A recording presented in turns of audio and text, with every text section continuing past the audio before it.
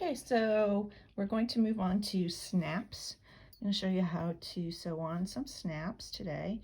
I brought two different sizes back home with me to demonstrate on, and what you'll see almost immediately is that these snaps are quite a bit bigger than snaps that you usually would have on your own clothing. This snap is okay size. This snap is actually called a whopper popper, and that is a technical term. That's how they're sold. This is actually the junior size. There is one size snap that's larger than this one, but this is a junior whopper popper. These are almost exclusively used in theater situations where something needs to happen very quickly.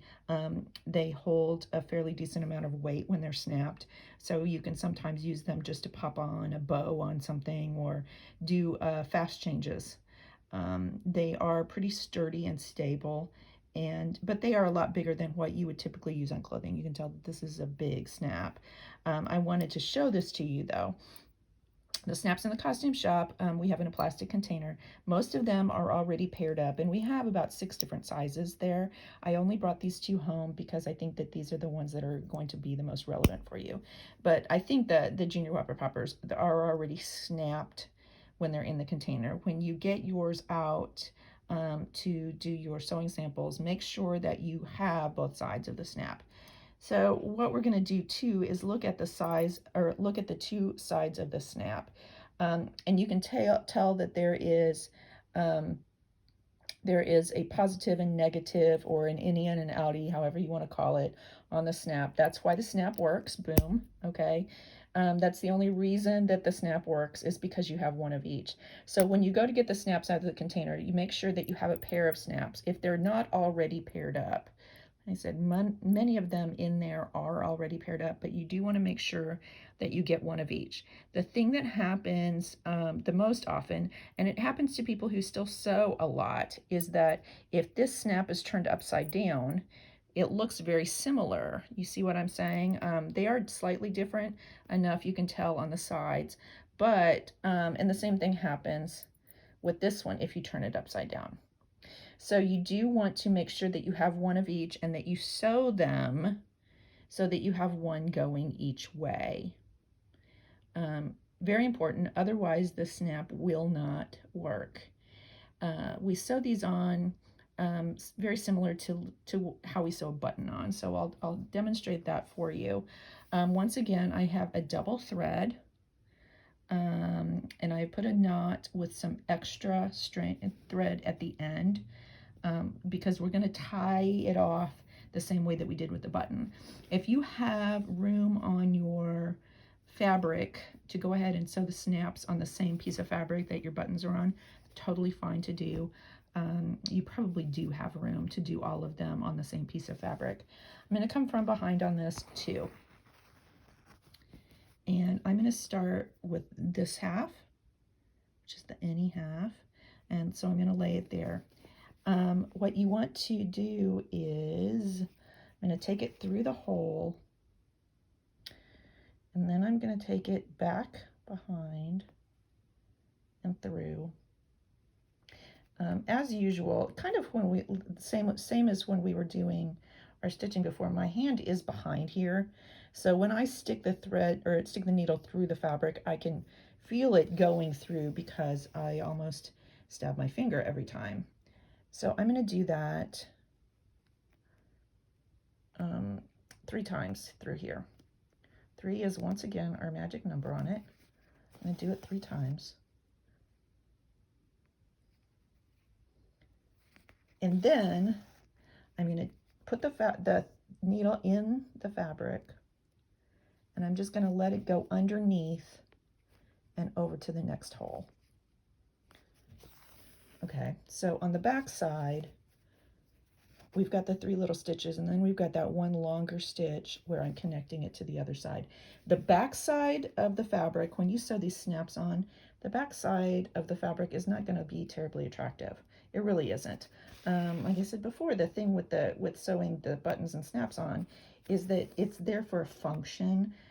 It's less about being pretty. There's 3, and I'm going to go under and go back up to this one. less about being pretty and more about it being secured and that it isn't going to go anywhere. So you want to do that. Make that the priority here. So I'm going to go under. I'm almost done.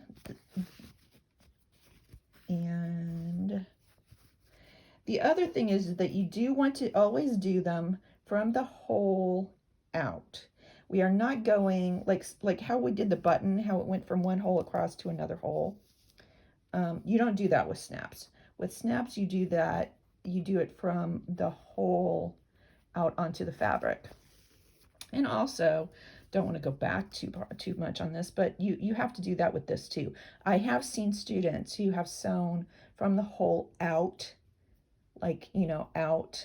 The button doesn't work when you do that. Like you can't, the button just doesn't function. You have to sew the buttons that way, but you want to sew your snaps this way. And the reason is on the snap specifically, since there's the second half that gets put on here.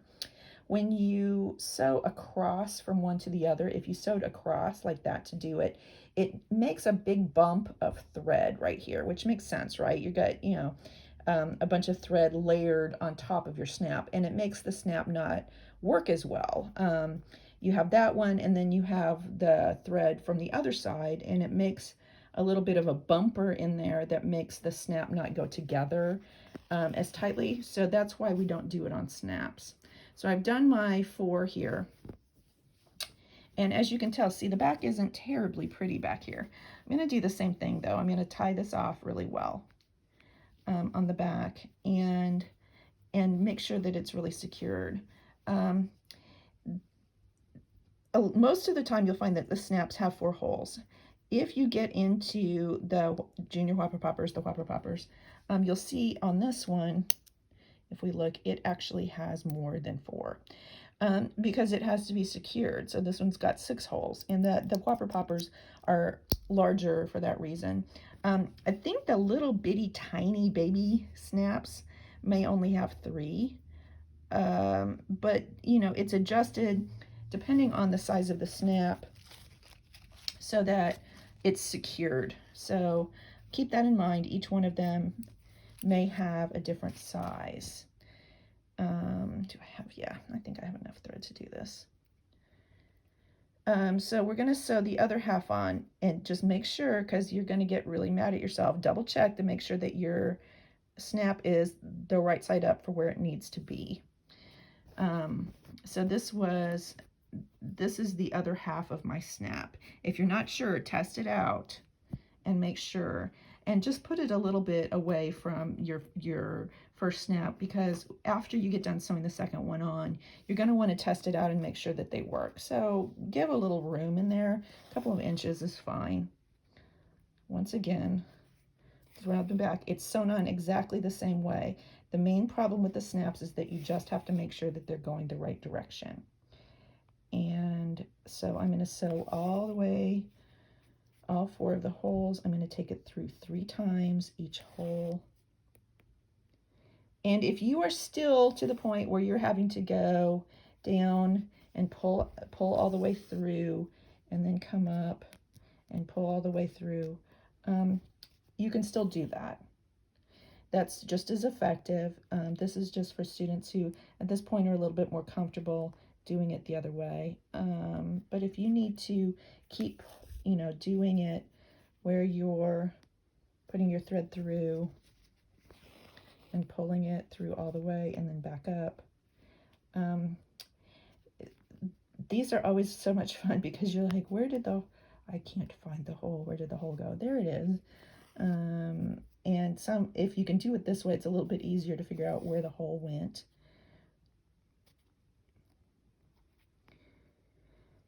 So you have 3 stitches in each one.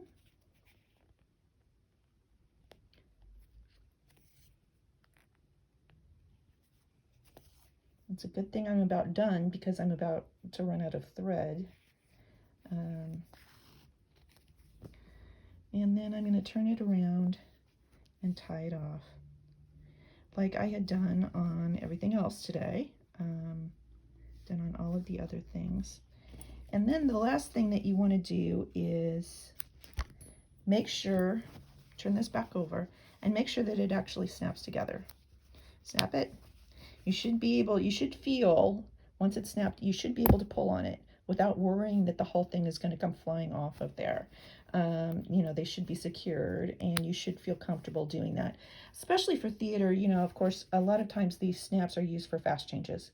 So it's important for them to be secure enough to last more than one show. And you can tell, yeah, it's pulling on my thread, but the thread's secure on there. So I feel comfortable that if somebody yanks on it, it's going to unfasten the snap without ruining any of the stitching or without the snap just flying off. So that is how you do snaps.